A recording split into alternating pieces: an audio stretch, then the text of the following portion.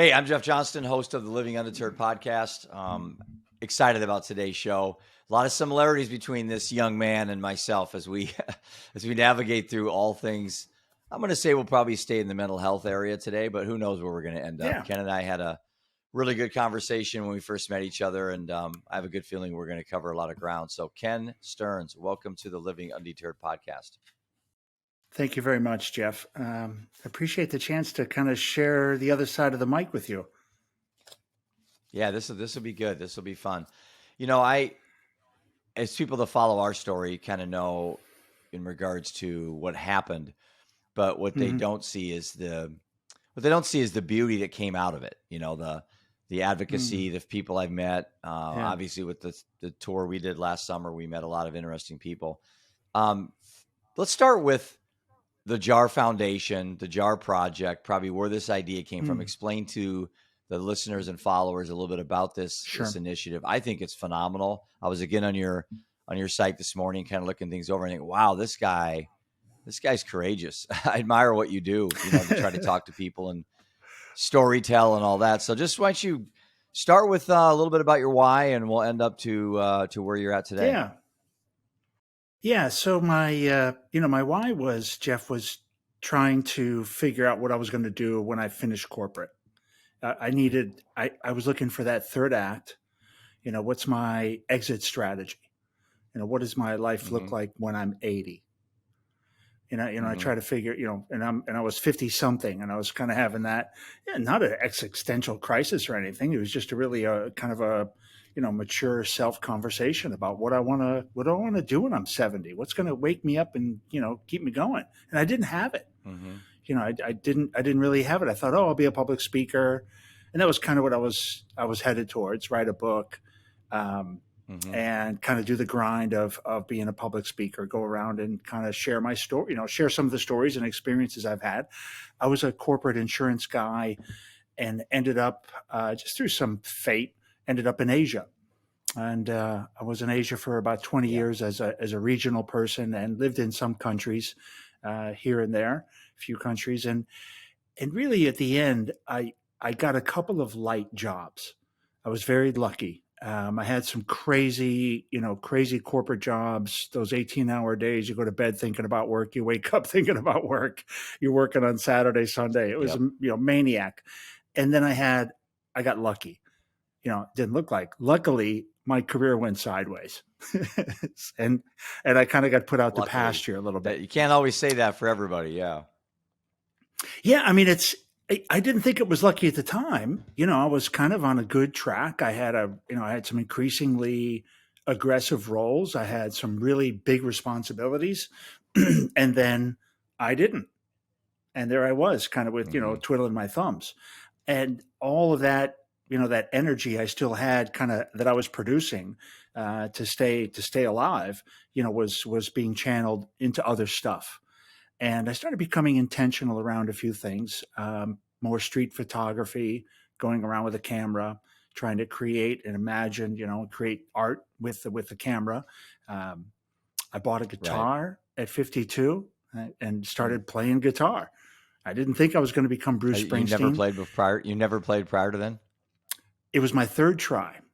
It's my third try. I played trumpet as a kid, and I had guitar and trumpet, and my nun was nowhere near as aggressive as my trumpet teacher when I was in grade school. And so the trumpet teacher won out because that was his rice bucket. His rice bowl was me coming on Saturdays, and the nun was not as aggressive. So the guitar got dropped.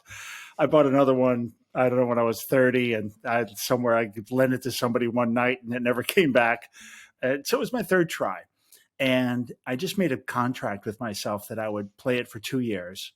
I would get a teacher, and at the end of 2 years, I would make an assessment, and then stay or go. Right.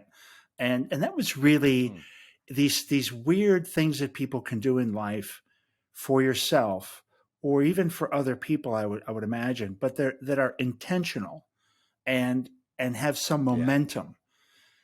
And they'll take you places. I've kind of been articulating this, it'll take you places you can't see, Jeff. And I think that's kind of even your journey.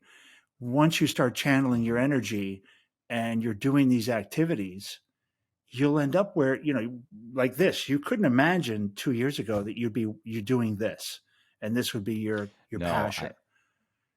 I couldn't at all. And you're exactly right, Ken. And It- I go back and kind of look at the little blocks of time in my life, and what I noticed for me, the pivot points for me was when I mm, embraced learning, when I decided that I yes, wasn't too old yes, to fill in the blank. yes. And so it's like, I went and bought an RV at 55 years old, which I've never been in an RV in my entire life. And I love that. I haven't, and I started the Oh, podcast and I've never even turned on camera lights and had to record. I mean, people that know me were like, Jeff, you can't run a podcast, dude. you, yeah, You're so inept at technology, but I've learned how to work my GoPro, and I've learned how to set up like on the fly, set up a camera mic, and do a recording.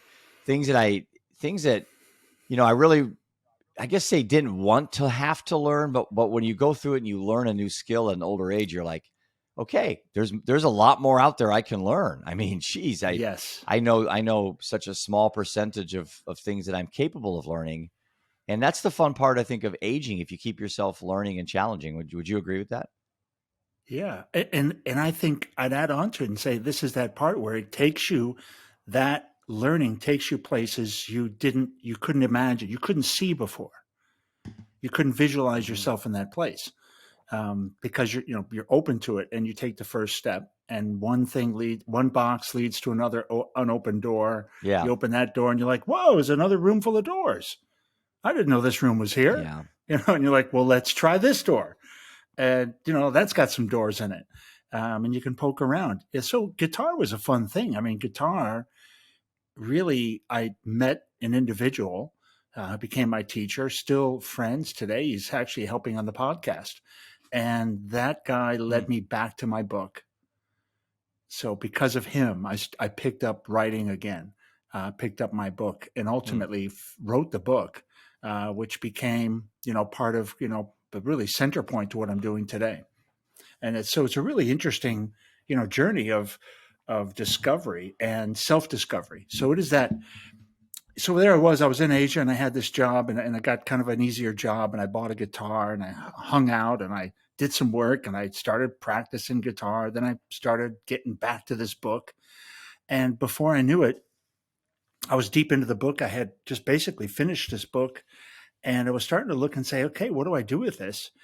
And started thinking about this podcasting idea and traveling by the RV. I Hmm. had that RV idea. I had only been in an RV. I tested it a couple of years ago with my daughter. We rented an RV and drove Okay. around the Pacific Northwest for Okay. 7 days on a test. And that was the only time Wow, I'd ever that's been in an awesome. RV. And same like you. I was like, hey, this is pretty cool. I could do this. And it's not real clear to me where the ideas kind of came together. This Yeah. is still a bit of a mystery to me. I know it sounds kind of weird to be doing something that I'm not really sure how I came up with all of the Oh, it's ideas not kind of came weird. It's together. not weird at all. Isn't that weird? It's, No, yeah, it must be. it's normal for both I, you and I. I know that.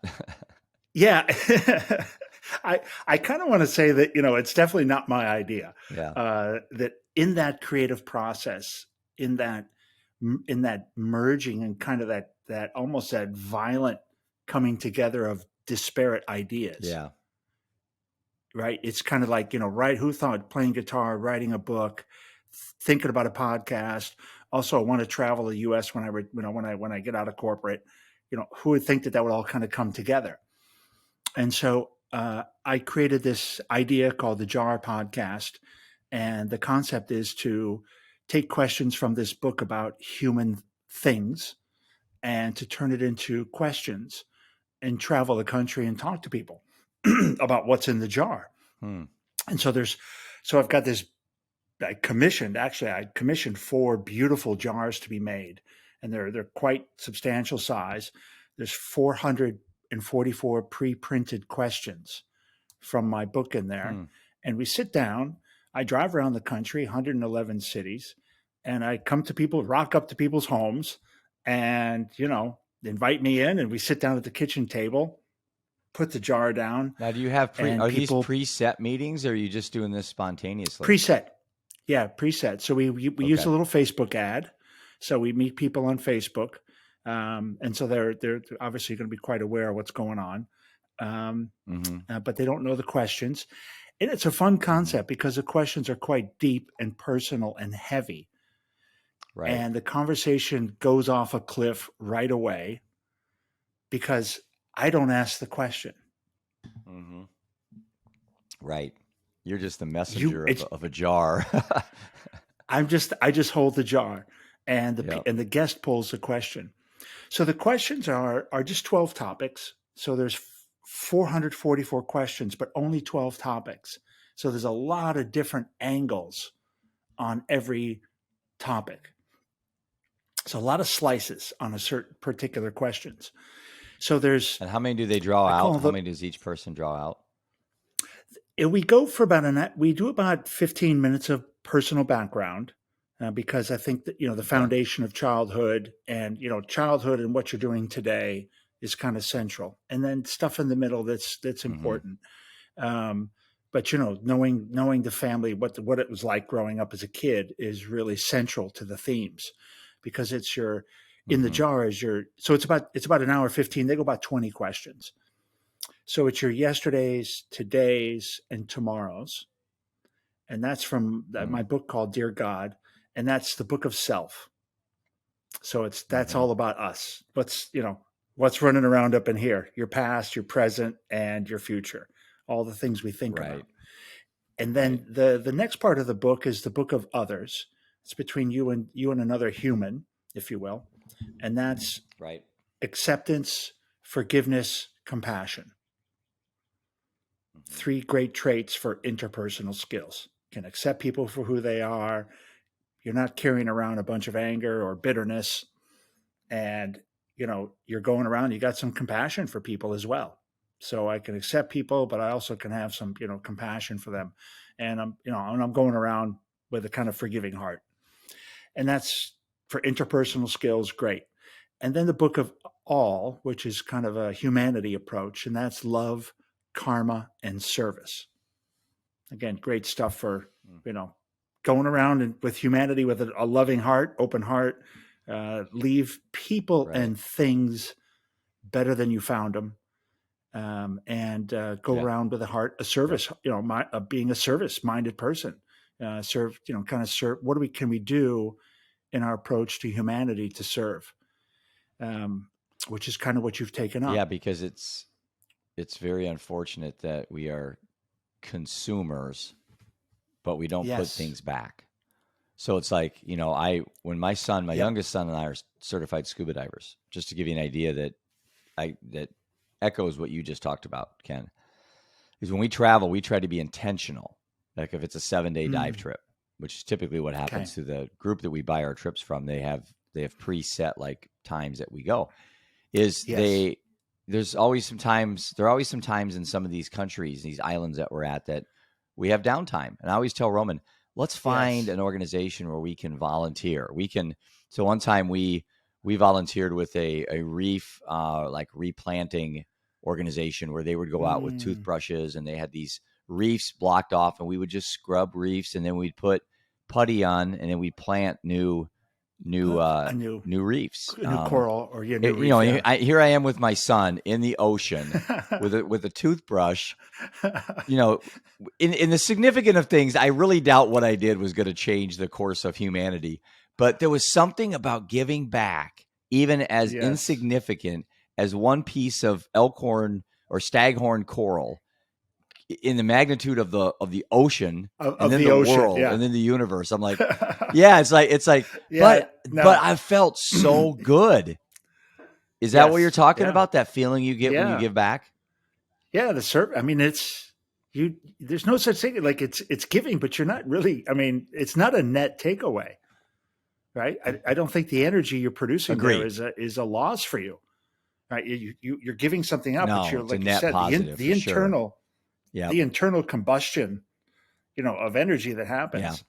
Yeah, that's recharging.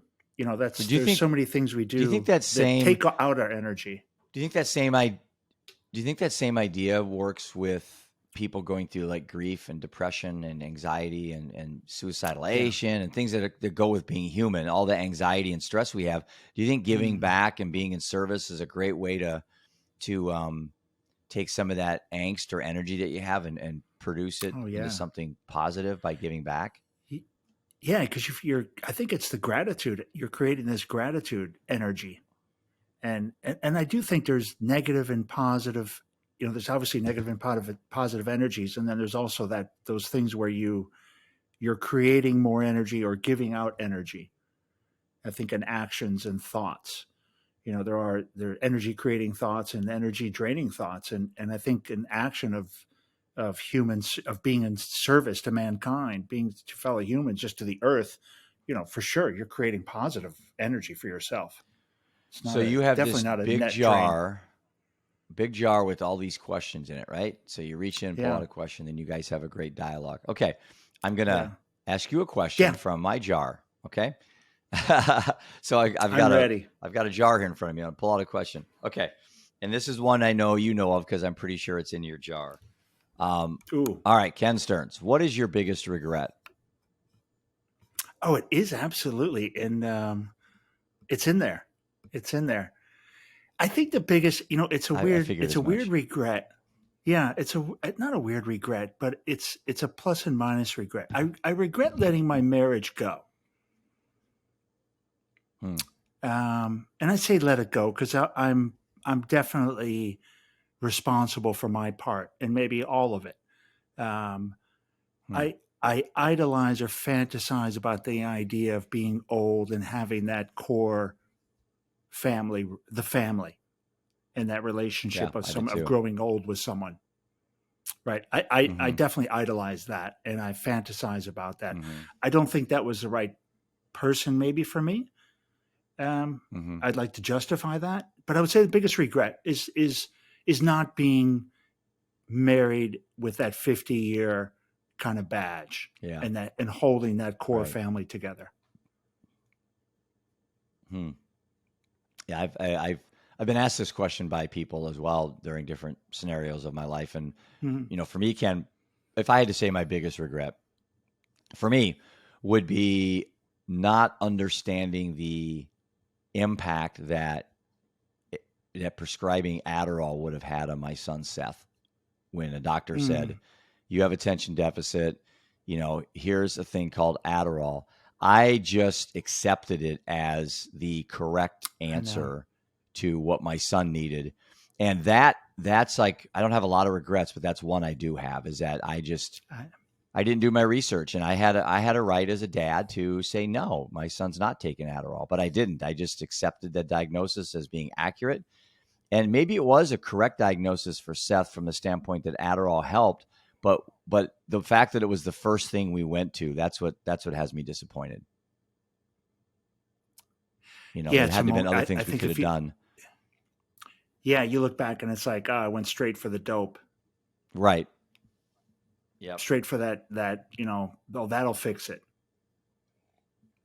Right. And And that's the I, mentality. That's the Western mentality we have, Ken, because when it comes to diet, when it comes to losing weight, wow, let's go on a diet. It's like, really, diets are just horrendous. They're not good in uh, they're not good in any aspect of anything. They're not healthy. They I, deprive your body of nutrients and all the things you need. And they really can create poor eating habits, and or you have kind of an yeah. unhealthy relationship with money because with food because it's motivated by fear and scarcity Oh and yeah, not yeah. by love and abundance. Like I love my body. I want to put good things in my body. And A that's lot of it. love. But instead of I don't want to get fat, I don't want diabetes, I don't want this. Now it's driven by fear. And it's a whole different I sense of motivation when what you're doing is driven by fear. I diet is the word right there is all you need to know. Right, I you just hate start it. with the fact that Yeah. your relationship with food is around a diet. It's No, negative right out of the bat. yeah, I'm 100% with you. I think back to the Adderall idea. I think one thing that we've allowed um, that I kind of fast forward a little bit, or kind of go back and fast forward at the same time. After 8 months of doing the jar, I took a break in December, and one of the, it's kind of funny. I on the show that we were on, the mental health show, I play a commercial, kind of call it a commercial. And it's me very much in the beginning before I even started the JAR tour. And I'm describing what I'm going to do. And, one of the Mm-hmm. closing comments I make is that I'm going to find that common thread and I'm going to share it with people. And the common thread among Mm-hmm. the stories is mental health, which we talked about. That Absolutely. I'm Yeah. 200 plus people I've interviewed, all colors, all creeds, all parts of the country, big city, small city, every religion you can imagine. And man, the mental health crisis in America is a real thing. I mean, it's everybody. It's everywhere. Yep. It's everybody gets touched by it. And you never know. You're not really in control of when something is going to pop up in your life, a trauma or an event that you have zero control over.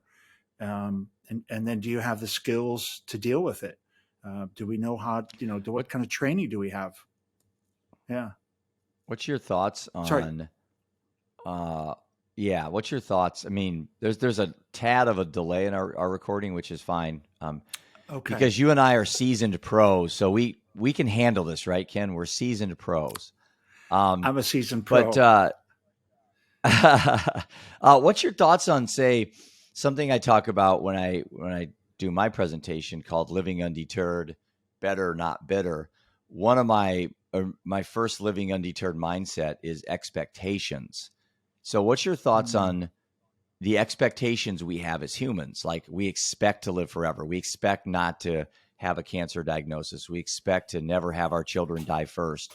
We expect to be in a good marriage, and I guess what happens is, I think sometimes we have this wishful thinking mindset as humans that we are ill prepared to handle the realities of the cruel mm. aspects of living, because living is unfair, it's unjust, it's unkind, it's mean, it's cruel, but in the middle of all of it, it's unbelievably beautiful. But I think a lot of times, Yeah. especially with kids today, with Gen Z mental health, which is a big passion of mine, is that they're not prepared for the inevitable horrific things that happen to you in your life. And it's just the longer you live, it's mathematically guaranteed. The longer you live, it is. I mean, you're Absolutely. going to have someone you care about die when you're 50, much higher probability than when you're 7. Just Yes. because you live Yeah. longer. And so, but we don't teach kids anything about expectations of the realities of Mm. life. What's your thoughts on that? That's a good.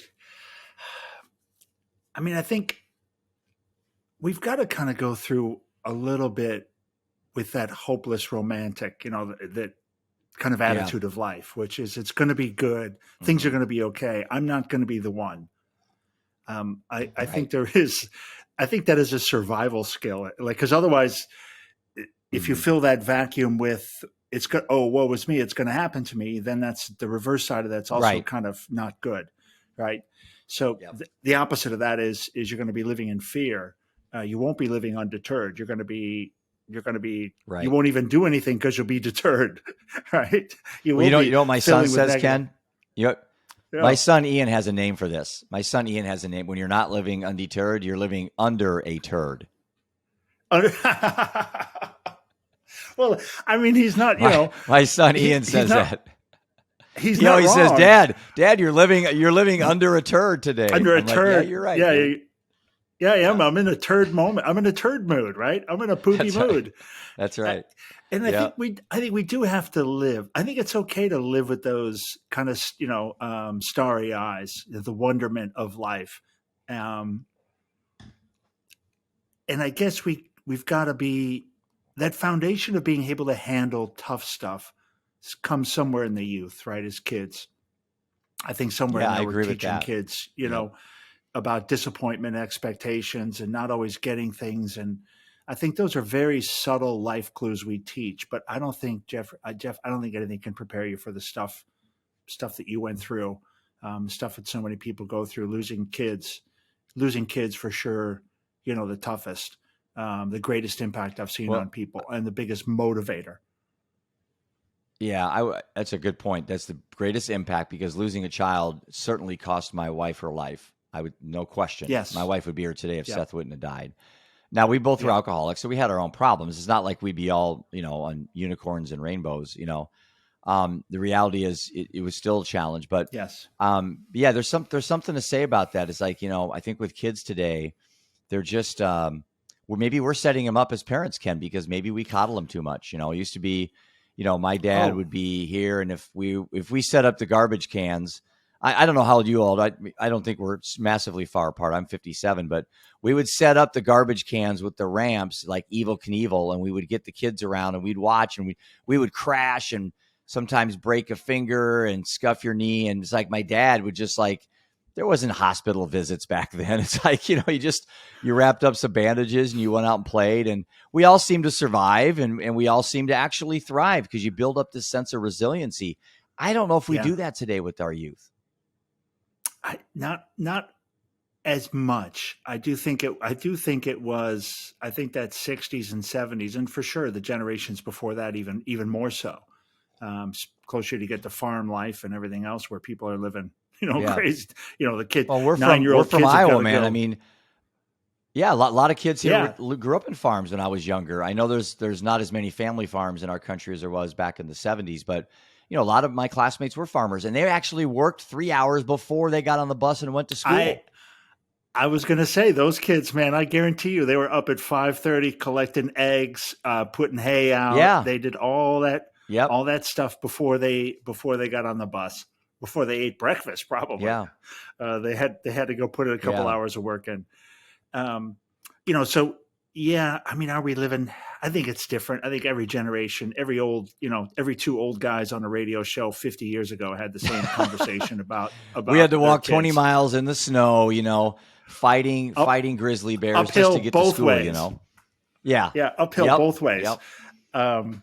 So I think they're going to be fine. I've interviewed quite a few the 20 somethings, quite a few 20 something kids, and at least the ones I've been in contact with, impressive and they're good critical thinkers. They've got a lot of skills we didn't have, a lot of exposure to things we didn't have. So there's a different skill set, I think, that they're carrying than we had. Well, I think one thing, Ken, if you think about this, is kids today need a substantially bigger and better filter when it comes to information, because, you and I, back when we were going to high school, we didn't have the access to information. We were just told some things by our parents, told some things by our teachers, and then we just went out and observed the world. I mean, we basically were our own research department. Now today, kids don't even have to leave their bed, and they can look at every statistic and on every aspect of life in every country in real time, and probably watch it live on video. We didn't have that.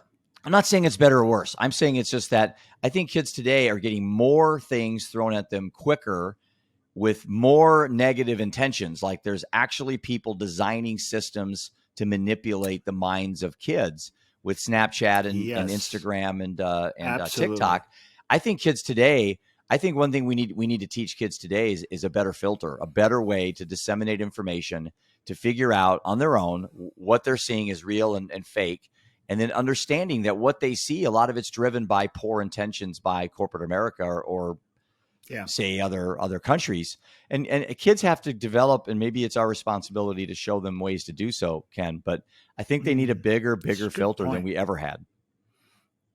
It's a really good point. They're in a very different environment than we were in. Like you said, I mean, I was, 18-year-old high school kid. I was totally clueless about the world, about everything. Yeah, imagine if there were cell phones back when you and I were in high school. I don't know. I don't think I want that. I couldn't imagine what I don't that would either. be like for me. I don't either. And kids today now have that constant fear of someone walking around every time they do something, right in their face. We had our expo here this weekend. And I was moderating a first responders panel. We had a sheriff. Okay. We had a ER individual. We had assistant fire chief here. And I asked him about that. I said, when you guys pull up on an accident scene and the first thing you see is 10 people with their cell phones, goodness, it changes how you probably are going to react. And back in the day when a police officer pulled up on a scene, there wasn't that video footage going, and they Yes. could probably do things. And you know what? Someone may say this is the wrong thing for me to say, but you may do something to save someone's life that maybe crossed some type of a legal barrier. Like maybe the police officer put himself in a position where he could be sued if somebody was filming, but he was trying his best to Yes. save that life. Today, first responders are under that constant pressure. Police officers, teachers now. There's someone in the back row with their cell phone out. How are you going to handle that mouthy kid? And I think that just adds so much more tension on both sides, the perpetrator and the person. It's really unfair to even operate under that environment, I think. Yeah, that's brutal. I'm with you. Thank God there weren't cell phones around when I was a kid. I mean, I wish I had some of those memories. Yeah, but we have them up here. Yeah, I was talking to someone. I was just talking to someone about that, Ken. Because I like to back in the day when my son was playing a lot of junior golf. I always tried to record things, and I missed a lot of live moments because I was so focused on recording. And the irony is, I haven't watched any of those videos. Yeah, that's real. But the one of me jumping over 3 garbage cans on my Schwinn banana seat bicycle with the cinder blocks.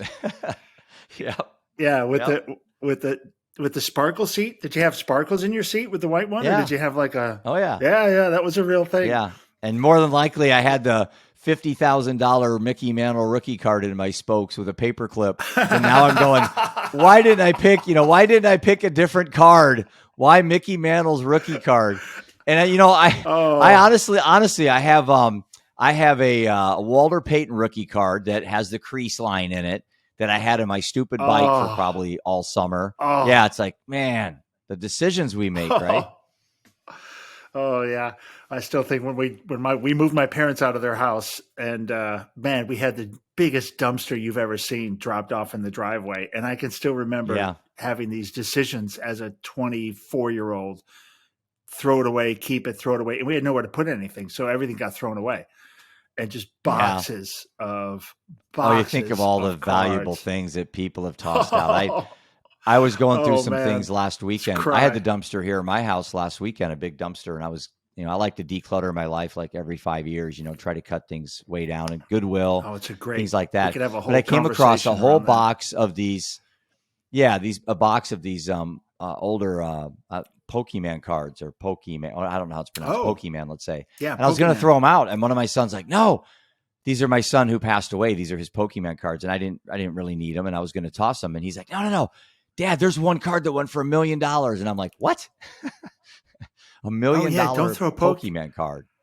Yeah. You should take those to or at least have a look through. I have them now. Pokemon's a real thing. Yeah. Yeah.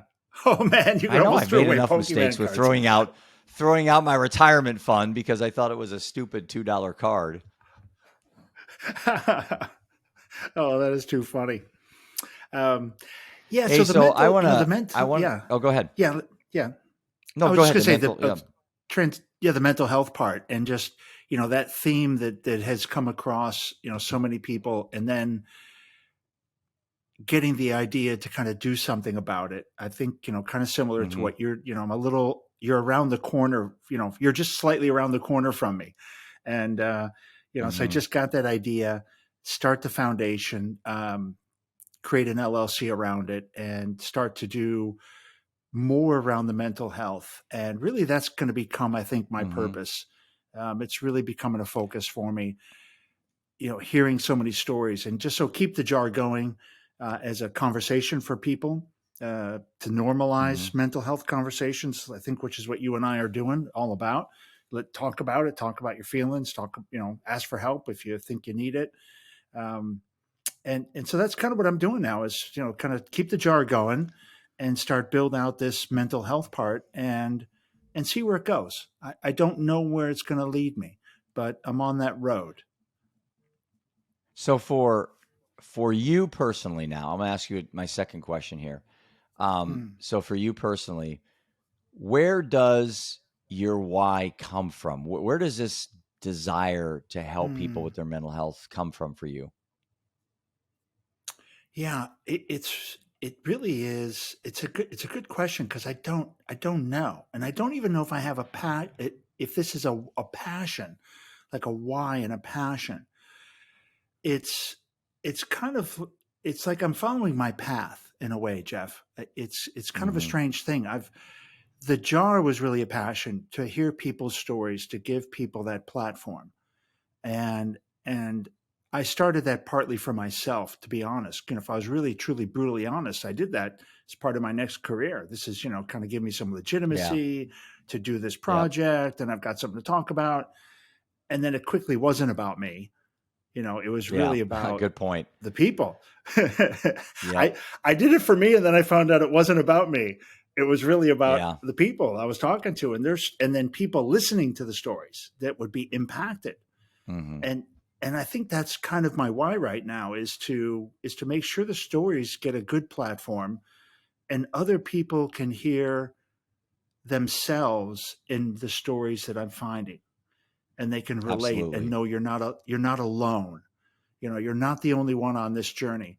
You may feel alone, you may feel like you're the only person going through this, but somebody's gone through something probably more difficult, Yeah. and we I can think when find some you're in the peace mental in health, that. I think when you're in the mental health space, Ken, and you interview, don't call them interviews, but you have conversations with people of Hmm. all different walks of life, as did I last summer, and I still do with my podcast. And one thing I've really Yeah. learned from, and I'll just piggyback what you said a little bit about that vulnerability door that you can crack open by when you share a story, it gives people permission to share their story. And so there's a Yes. tactful way to bring up there's a tactful way for me to bring up, say, Seth's death in a group Hmm. of 10 people. There's a way to do it and turn Yes. people off, and they'll say, "Oh, I'm so sorry for your loss," and then you turn around and you see that all of a sudden you're by yourself Uh, because yes. no one wants to talk about it.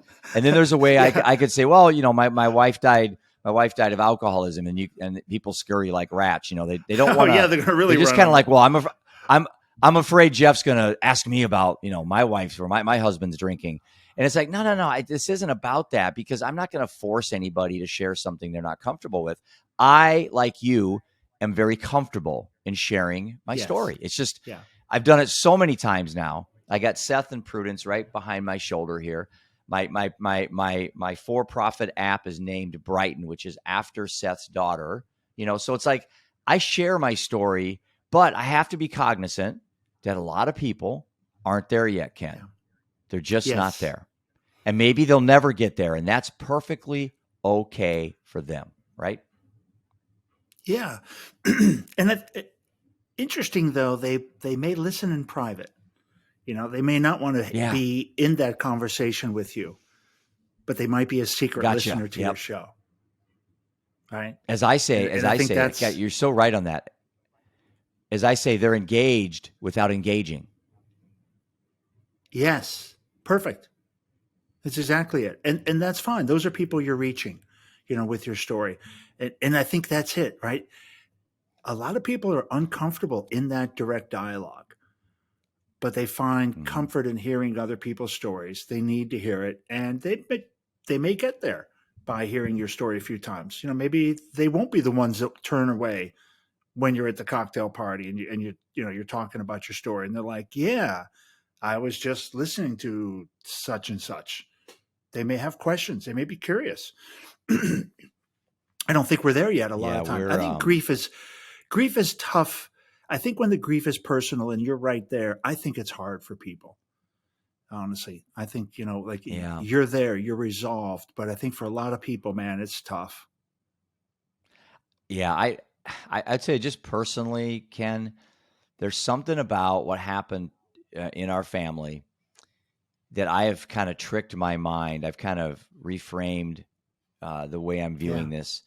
In the word opportunistic keeps coming up. Is that Hmm. death came into my life as an opportunity to be a better man, not a bitter man.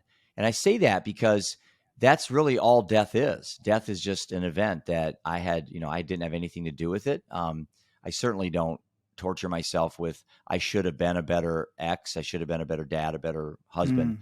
Hmm. But death came into my life, like it will yours, if it hasn't already, as a way to say, Hmm. okay, wow, pinch myself. I'm here.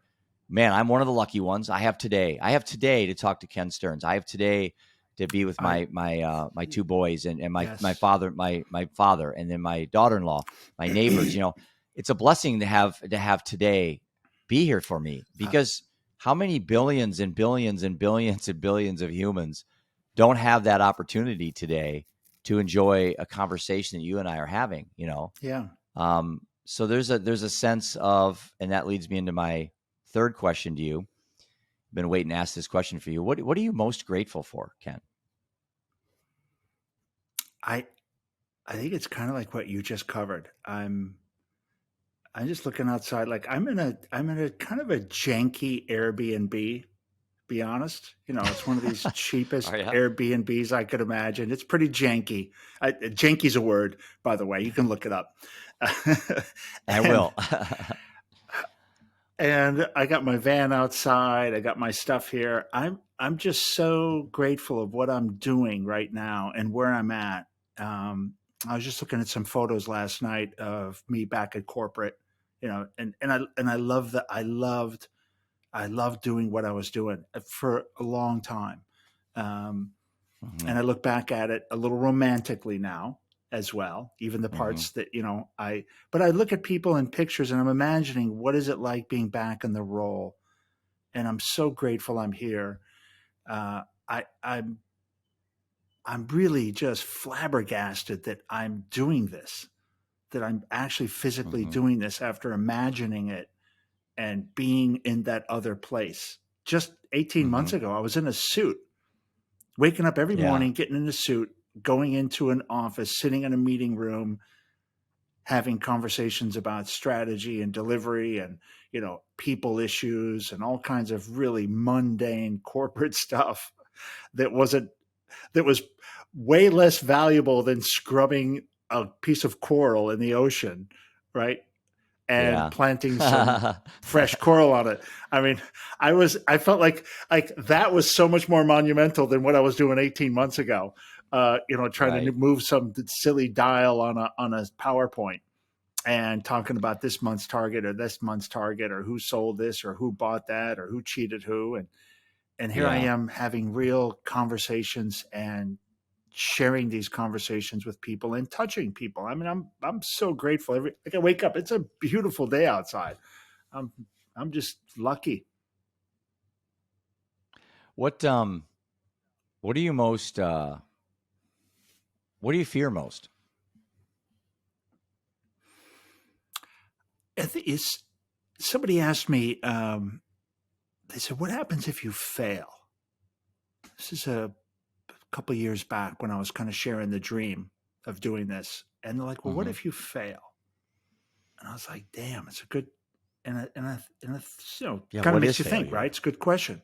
And what is failure, right? So then I was like, well, what does that look like? What does failure look like for me in this scenario?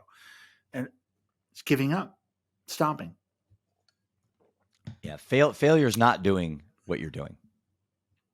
Not Failure doing it. I mean, yeah, giving up. is Yep. not doing it, and not doing. And this is Mm-hmm. what I'm supposed to be doing right now.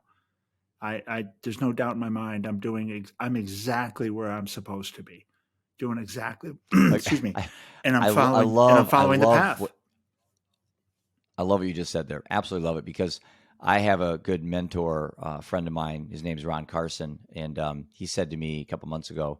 He said, because I was talking to him about our app and about all the projects I have and trying to tie up loose ends, and Yeah. I'm behind on just follow up emails. I mean, sometimes I don't even follow up ever because I never even open the email. I'm so busy. I know, and it's frustrating. And he just reached over. I know I got my stack over here. He grabbed my arm. He It's said, so "Jeff, you're exactly where you need to be in your life right now. You don't need to be any further oh behind, captured in thought, worrying about some project you I did that you lo- didn't follow up on, or some big sale that yes. you weren't going to get.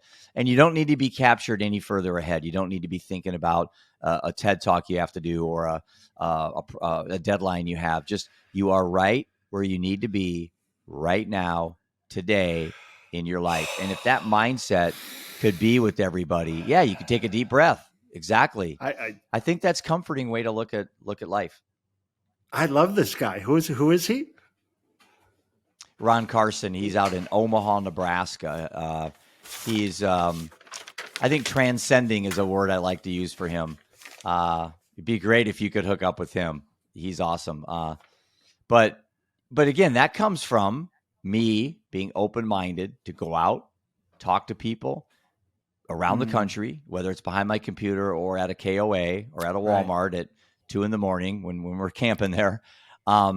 So it's there's just something about the beauty of collaboration. There's something about the beauty of storytelling, and I'm optimistic that we can get ourselves out of this mental health crisis. What are you most optimistic about, Ken, as we wrap up the show? What are you most optimistic about? I've got maybe I'll say optimistic and hopeful. Couple of words in there. I try to struggle to mash them together. I've just been putting some thoughts together around the ecosystem for the foundation, and I was playing with this last night, and I'm hopeful, and I'm kind of excited about it. I'm excited to see what happens, where it develops, because it's kind of following that journey. So I've kind of figured out that I have that mental health is more than just mental health, right? Treating the symptoms. Right. I think one takeaway I've got is we treat a lot of symptoms. The entire medical facility, our whole healthcare, is predicated on treating outcomes, symptoms, and getting the best, I should say, treating symptoms and getting the best outcome from a bad situation. Right. It's really it's the thing I actually hate, this logic. I'm way, way more a root cause person. I like to go after root causes so we don't have symptoms, or the symptoms are different, or we can attack root causes. Everything works a little bit better, and then you can manage things as they come. A lot, better resource management. And I think the healthcare system is completely backwards. I think the mental health crisis is going to flip healthcare on its head. And, there's so much money in treating these diseases and everything, but so much of this is caused by mental health, heart attacks. Prevention is huge. Cancer, massive amount of medical conditions are directly related to our mental health. And if you include mental health as a kind of a pyramid, right? Yeah. It's your mind, body. It's not just your mind, right? It's a lot of things. It's what you eat. It's what you put. It's what you put in your body, what you put in your brain. It's what you put in your body physically. It's how you move. Do you move? Do you not move? Music is part of this. What's the sound that you're allowed? The sensory absorption you're bringing in, not just food, but what you're putting in your head is music, is thoughts, things you watch, TV, WhatsApp, whatever else, or YouTube or Instagram. So I'm kind of hopeful that these ideas are coming together for the foundation, and we can get some of these projects going and start, again, increasing that knowledge and awareness, and get just more positive information out to people about ways to address your mental health other than going to see a therapist, other than getting on some Thorazine, other than taking Adderall. What are the things we should, let's explore some options on our complete mental health. What is everything that goes into that? And I'm just really super excited. These ideas have just starting to kind of come together, and I know I'm sitting on something pretty powerful that can have an impact. So I'm kind of, that's great. I'm right where I'm supposed to be at this moment, and everything will come together as it's supposed to. I got to take a deep breath and let the universe play it out. Yeah. Let it come to you. Right. Well, listen, that's a great way to wrap up the show. How do people reach you if somebody wants to have you stop by and pull a question out of the jar? You're on the road now. I'm hoping that when I have 3 separate, I call them mini tours, but I'm really dialing down the RV trip this summer, because last summer was pretty taxing, pretty exhausting. Yeah. It sounded crazy last year. I think summer of 2024, I'll be a lot more inclined to maybe do a 60-day tour again. But How do people reach you? How do people inquire about where you're going to be, and maybe they can meet you? Yeah. And then we'll get your last thoughts here. Yeah. Yeah. The easiest place to kind of find all the stuff we're doing is at thejar.live. So it's real easy. Just www.thejar.live. We've got all the links there. There are a couple good recommendations. If you can find our early YouTube city views, we did some kind of Netflix kind of stuff. It's a great way to kind of crack open the jar, if you will, is to get on YouTube and find one of our go find Olympia, Washington, or Bonners Ferry, Idaho. Some great little towns, and we did a short summary, and then the podcast is all there. If you go to the website and put your email in, you can also download part of my book, the first part of the book, Yesterday's, Today's, Tomorrow's, Book of Self. You can download it's about 12 letters in there. Real easy stuff to read, little 1-page PDFs. So and if you want to get on the show, I've got the two. One is a mental health show. You can reach me through the website, and that's Mental Health Today. And I really look for really professionals or people with powerful stories around mental health. And then the jar stuff, there is on the website, there is a map. So there's a really cool app called Road Trippers, if you haven't used it. And so I have my Road Trippers map up there. I'm in Little Rock, Arkansas, going to Missouri, going up to Illinois, kind of across, back down to Texas, and then I cover the Southwest and California, and on up towards Oregon. If you're in my path, I'm gonna check that website out. Yeah. Yeah, if you're in my path, let me know, and I'd love to get you on the show. If you're listening to this and you're in my path, let's get together. It'd be fun. We'd call Jeff Little up Rock, when we're on the show. Arkansas. Yeah, Little Rock, Arkansas has a deep feeling in my heart because out of the whole tour, well, I'll tell you why. Out of the whole tour, actually, two things happened last summer. Out of the whole tour, that was my most traumatic event, was at a KOA in Little Rock, Arkansas, when I forgot to put the awning in and I tore it off the RV, which was a whole adventure in itself. Yeah. Yep. Tore it off. And that's a whole hour long. Yeah, exactly.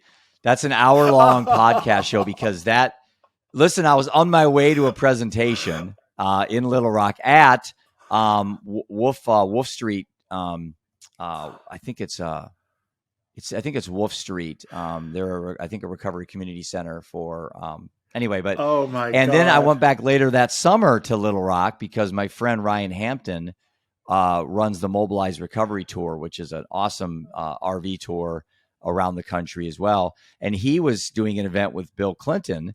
So I went down to Little Rock and got to see Bill Clinton introduce Ryan Hampton on the Mobilized Recovery Tour. So last summer I had one horrific event in Little Rock when I tore my awning off. And then I had a great event when I got to meet the President of the United States. So Little Rock has an interesting respect level in my heart.